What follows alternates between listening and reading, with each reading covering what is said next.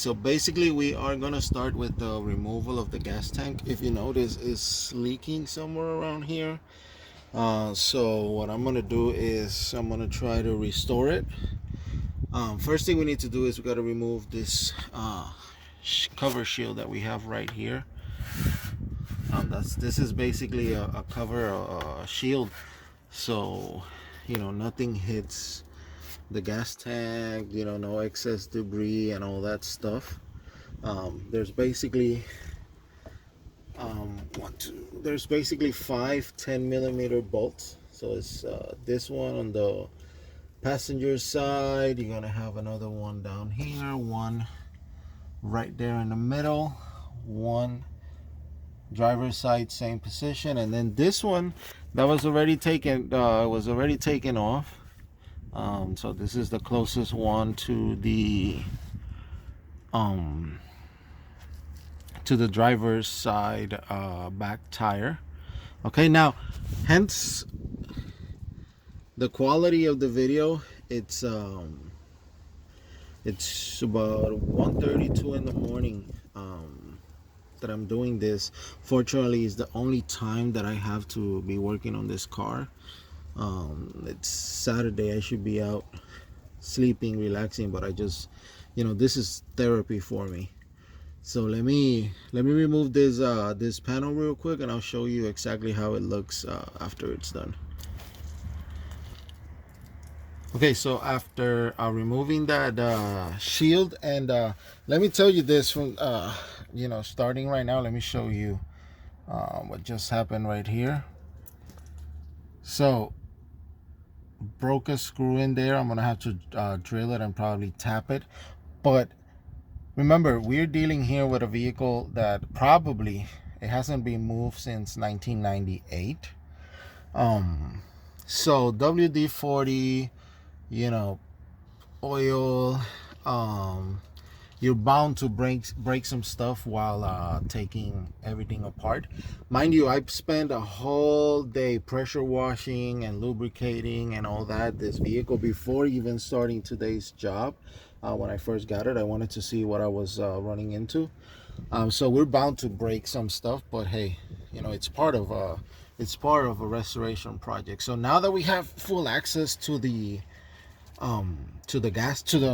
bracket for the gas tank, to the bracket holders, you have 4 more screws, which is this one. This is going to be backside of the driver's of the passenger tire. Then you're going to have this one, which is going to be same position in the driver's side, and then just follow the bracket. You're gonna see where all of my leak is. You're gonna have that one, which is rear bumpers, behind the rear bumper. So this one that's behind the bumper on the driver's side, and I'm trying to focus this. Here you go. And then just follow on the other side, the same position on the passenger side. I would recommend, because once you do this, this gas tank is it's empty from what I could tell. I removed the plug, which is let me get this to focus. It's right there. Okay, so I removed the plug and nothing came out.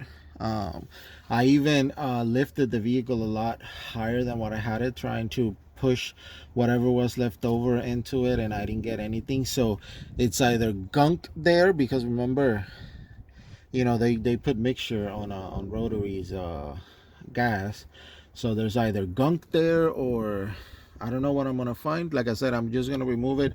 Regardless, I'm gonna have to either cuff up $600, which is what I've seen him go for on the internet, or be able to restore that. This is one of the reasons I'm removing this so late, so I could tomorrow, when I get off work, spend some time cleaning it, sanding and all that, see if it's just stress fractures, or if it's just a whole crack and the inside of the tank is all rusted and stuff.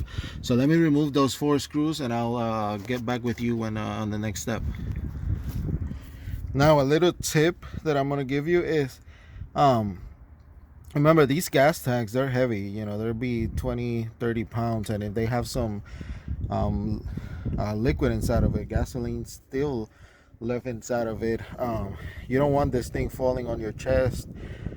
So I always use my jack stands just to support the tank while it's coming down, and I try to unscrew the braces evenly. So, you know, a little bit at a time, 4 sides, so it comes down as straight as possible, and then you know, it stays in the jack stand till I decide to take it off. Okay, so this is what you should be looking at. What I did is I completely loosened the 2 bolts closer to the rear bumper. Completely got them loose, you know, and then the ones on the back, I just loosened them enough to allow the braces to tilt backwards, okay, and to gain some space. Now some people do this first. I tend to do it last. Reason being is if there is any fluid, any gas on the lines, I just don't want to work with the fumes. I don't want gas to get on the floor, and I have to, you know, I'm a DIY guy, so I'm doing this on my driveway. Remember, I have my other race car on the garage, so I basically take them in and out as I work. This one I'm doing in my driveway, so I don't want gas or anything in my driveway. And okay, so my SD card got full, so I had to go get another one. So what I was telling you guys was I usually leave this for I do it the last part, just because I don't want, like I said, gas, oil, and all that in my driveway. And I'll have to work around it. So basically now everything's loose. I have the tank is held by my jack stands. So what I'm gonna do basically is remove the feed line, the return line, and the vent line. Okay, once I do that, I'm gonna lower a little bit the gas tank, because on the passenger side you're gonna have the fill valve. I don't know if I could get it here. Anyways, I'll show it to you when I lower it, but that's gonna be, you know, that's gonna be the next step. Just remove those. Try to get, I'm hoping, and I should cut them, because I am going to replace all the lines, and I'm gonna make them a little bit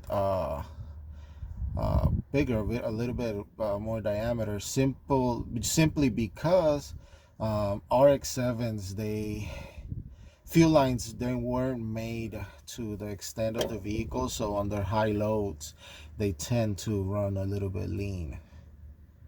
So okay, so let me get on this, and I'll get with you in a second.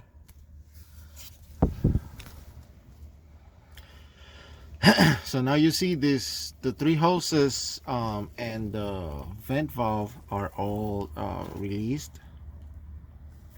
And even as much, like I said, vehicle was in an incline, and I drained what was left of the gas in the fuel tank, and they still, you know, you still see that they had in. So that's just, you know, that's just gonna happen. Basically, something to know is, you know, the thicker is gonna be the thicker one. The thicker line is gonna be the feed line. This is gonna be the return, which is, you know, the one with the less diameter, and this is going to be the vent, and this is a valve for the vent valve. So last thing I'm gonna do is I'm gonna release the jack stands, and that's gonna drop the gas tank, and all I have to do is release the fill tank, the filler hose, which is somewhere around here. I just don't, I can't get it with my camera. And remember, guys, the quality of these videos, might not be the greatest, but I'm a one-man show. I'm just showing you what a DIY person could do, and that's the name of my channel. It's a Man Media. It's the channel for the DIY racer. So, and of course, I'm in an awkward position because I'm underneath the vehicle trying to record. The other things are gonna, the other videos are gonna get a lot better because I'm gonna have more spacing. So let me drop this and I'll get back with you guys. So if you did this correctly, held it, like I said, only release the front, of the braces. You see the braces on the back, they're still held. When this is, it's easier when you're using another person to help you. In my case, it's just me. So like I said, I just released the jack stands from the back. Allowed the fuel tank to fall bumper side first, and it's gonna remain there held. You see the return line, the feed line, and all that. They're already out. It's going to be held by, let me turn this around. It's easier for my my recording. Gas tank is gonna be held only by the feed line and another a breed valve. So take those two out and your gas tank is completely out. From the looks of this, I am super excited because this looks like a solid tank, a refurbishable tank. Of course, once I do some cleaning and all that, I'll know a little bit more. So let's take these two braces. They're just regular braces, and the tank will fall down. Okay, so after everything is off, make sure to take out the sending unit, the signal sending unit. Blah, blah, blah. Now, we might have bad news, but we don't know. We won't know until tomorrow when I actually work with it a little bit more. Why does it smell so bad? You're doing things right when it's like 1 in the morning, like 2 in the morning, and your son is here trying to help you. So, but yeah, it doesn't look too. No. It doesn't look too great. Daddy, what happened to your we'll thumb? see. Did you break the... Another thing that I always do is I put the braces back and the screws in their factory locations. Reason being is, remember, I'm probably not going to be working on this vehicle again tomorrow. It's hard to have a pile of nuts and bolts and not know where they go. So I just put everything back, and I did tape the other nuts for the shield that goes here. I did tape everything to it, that way nothing goes missing. Okay, so tank's out. Good sign. No signs of rust underneath the tank, the spare tire compartment. So rule of thumb is, even though I am not planning on using the stock lines or anything, we are going to make sure nothing, no dust, nothing gets on the return lines, on the filler gauge, on the on the breather valves, and nothing. So what I did is I used my gloves, the finger areas. I'll just cut them with a scissor, put them in zip tie them, okay, till I get the tank back, which I still honestly, I don't think at any point I will reuse these lines, but I will probably leave them. I won't, I don't know in the future, if somebody wants to, a purist or something wants to take the car, or I decide to sell it, somebody wants it and they want to reuse them, hey, they're gonna be there nice and neat. In that case, what I'm gonna do is actually go to the hardware store and buy proper plugs and put them there. Okay. Okay, so it's day 2 of the fuel tank work. Basically, like I mentioned, all this is full of WD-40. It's gonna be your friend when you're working with with a vehicle that, from the records, it shows that it hasn't been registered since 1998. Fuel tank looks on the outside fairly well. Now when you look in the inside, that doesn't look great at all. I've already taken off the fuel pickup, and this is what we found. So this doesn't matter because I am going to remember, the fuel system on the RX7s is not the greatest. Lines they're too thin. They don't have enough volume on them, so I am going to do what I usually do on my race car and on other vehicles that I work in. Just cut this off and create a custom pickup tubing. So I really don't care much about this, but this is, here you see that's a great indication of 10 years, 12 years of gasoline there that went to. Look at the inside of it. There's probably